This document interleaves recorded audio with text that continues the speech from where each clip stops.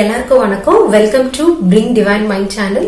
Thank you so much for supporting me. இன்னைக்கு நம்ம பார்க்க போற டாபிக் என்ன அப்படின்னு பாத்தீங்கன்னா, எந்த மாதிரி விஷயத்துல எல்லாம் குழந்தைக்கு எஸ் சொல்லணும், அந்த எந்த மாதிரி விஷயத்துல நம்ம நோ சொல்லணும், இதுதாங்க நம்மளோட டாபிக். இந்த விஷயத்த நீங்க நல்லா கிளியரா புரிஞ்சுக்கிட்டீங்கனாலே உங்களுடைய குழந்தை அடம் பிடிக்கிறது கம்மியாயிடுங்க. சரிங்களா? வாங்க டாபிக் உள்ள போலாம்.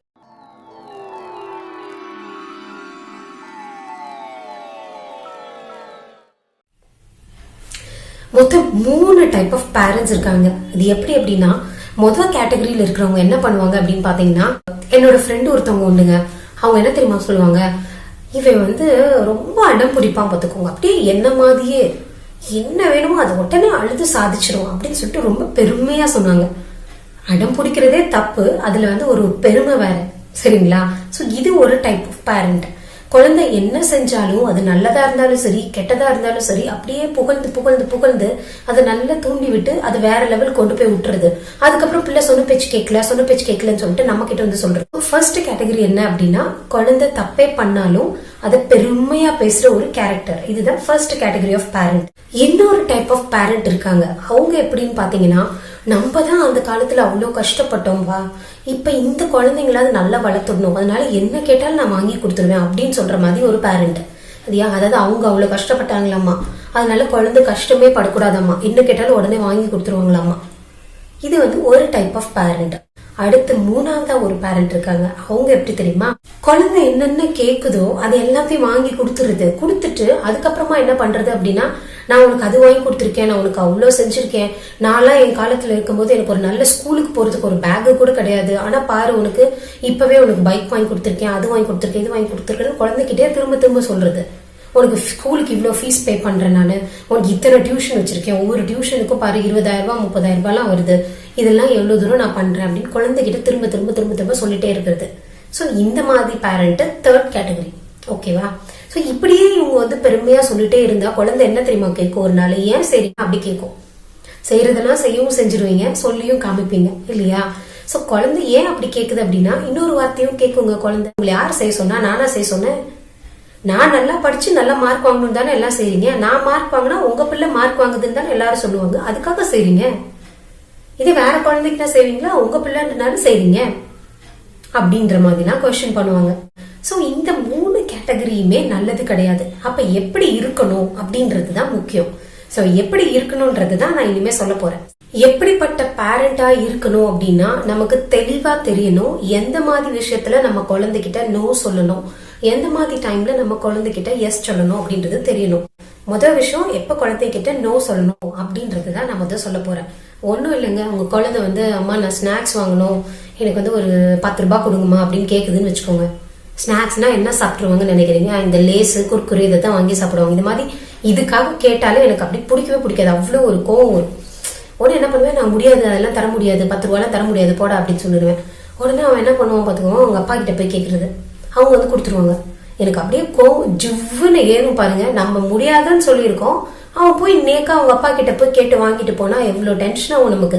ஒரு நல்ல விஷயத்துக்காக கொடுத்துட்டா பரவாயில்லைங்க, அதுவே ஒரு கெடுதலான ஒரு விஷயம், அதுக்கு கொடுக்குறப்ப நமக்கு உண்மையாவே ஒரு அம்மாவா கோவம் வர்றது நியாயம் தானுங்க.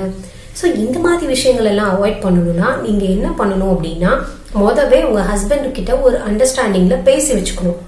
என்கிட்ட கேட்டா நான் இல்லைன்னு சொல்லியிருக்கேன், நீங்களும் இல்லைன்னு சொல்லணும். சரியா? இல்லைன்னா பிச்சு போடுவேன் பிச்சு அப்படின்னு சொல்லிடுங்க. ஓகே? அதனால நீங்க என்ன பதில் சொல்றீங்களோ அதே பதில் தான் உங்களோட ஹஸ்பண்டும் சொல்லணும்.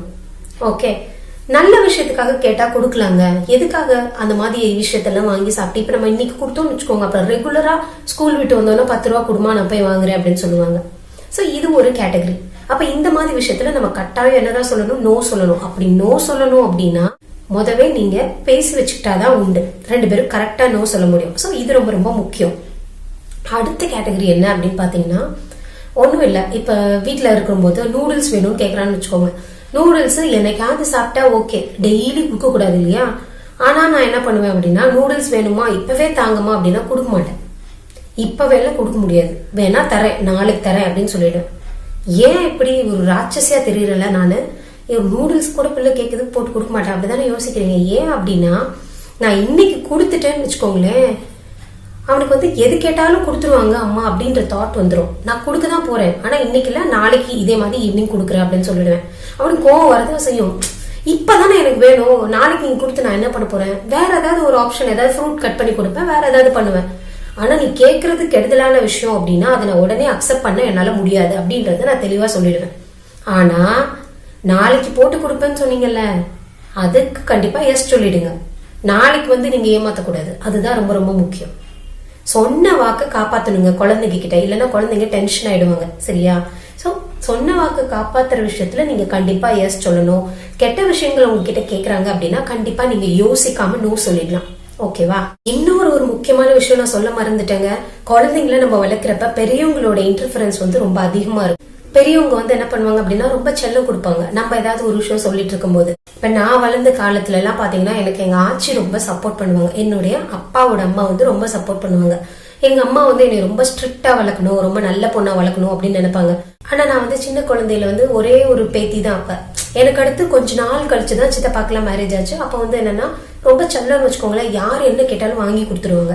ஆனா எங்க வீட்டுக்கு போனா எனக்கு எதுவுமே கிடைக்காது இந்த சென்ஸ். எங்க அம்மா வந்து இப்ப நான் சொல்றேன்ல அந்த மாதிரிதான், உடனே கேட்டதை கேட்ட உடனே கொடுக்க மாட்டாங்க. ஆனா எங்க ஆச்சி வீட்டுல பாத்தீங்கன்னா எல்லாரும் யார் கேட்டாலும் வாங்கி கொடுத்துருவாங்க. சித்தப்பா தூக்கிட்டு போய் வாங்கி கொடுப்பாங்க, அத்தை தூக்கிட்டு போய் வாங்கி கொடுப்பாங்க, எல்லாருமே எனக்கு எல்லாமே செய்வாங்க. அப்ப எனக்கு நமக்கு குழந்தையா இருக்கும்போது என்ன தோணும், எங்க போனா எல்லாம் கிடைக்குமோ அங்க போய் ஜாலியா இருக்கலாம் அப்படிதானங்க தோணும். சோ அந்த மாதிரி ஒரு மைண்ட் செட் தான் எனக்கும் இருந்துச்சு. இதுல என்ன ஆகும் அப்படின்னா அப்படின்னு பாத்தீங்கன்னா என்னால எங்க அம்மாவுக்கும் ஆச்சிக்கும் ப்ராப்ளம் வரும், சண்டை வரும். நான் ஏதாவது கேட்ட உடனே அம்மா முடியாது அப்படின்னு சொல்லிட்டாங்கன்னா அவங்க ஆட்சி சொல்ல ஆரம்பிச்சுவாங்க, என்னமோ அதிசயமா பிள்ளை வளர்க்குற மாதிரி தான், இவன் ஒருத்தி தான் என்னமோ பிள்ளை வளர்க்குற போல அப்படின்ற மாதிரி எல்லாம் பேசுவாங்க.